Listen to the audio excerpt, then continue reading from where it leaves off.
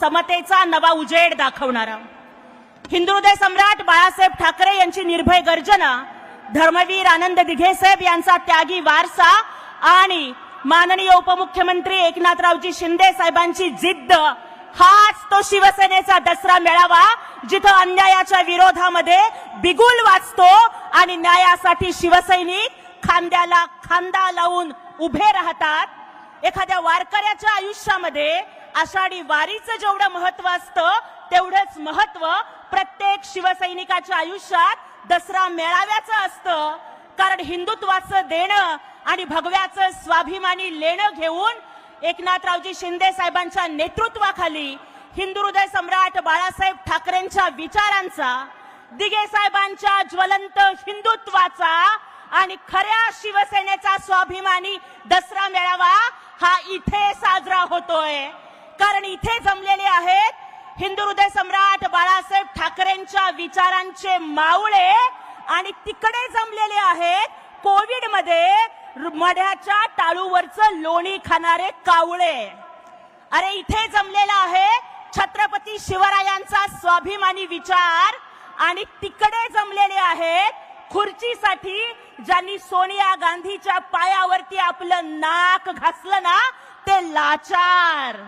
त्यामुळे खरा दसरा मेळावा हा इथे होतोय आणि हास्य जत्रेमधले पानसट जोक मारणाऱ्या टोमणे सम्राटांनी पाहिजे तर हसरा मेळावा साजरा करावा।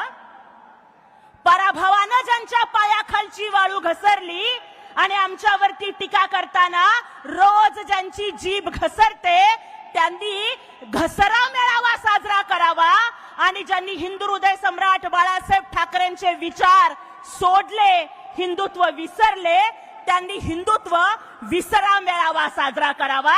खरा दसरा मेळावा हा इथेच आहे, एकनाथजी शिंदे साहेबांच्या नेतृत्वात आहे। अवघा महाराष्ट्र अतिवृष्टीनं होरपळतोय, बळीराजा खचलाय, भिंत खचली, चूल विझली, होतं नव्हतं गेलं अशी परिस्थिती महाराष्ट्राच्या बळीराजाची आहे। आणि त्यामुळेच आपल्या संवेदनशील मनाचा प्रत्यय देऊन एकनाथरावजी शिंदे साहेबांनी सगळ्या शिवसैनिकांना शेतकऱ्यांच्या बांधावर पाठवलं।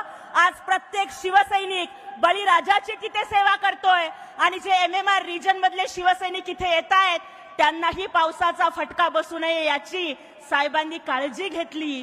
कारण काही नेते असे असतात जे आपल्या कुटुंबालाच आपला पक्ष समजतात, पण एकनाथजी शिंदे साहेबांसारखे नेते आपल्या पक्षाला आपलं कुटुंब समजतात। म्हणून साहेबांनी महाराष्ट्राची काळजी घेतली आणि तुमची काळजी घेतली।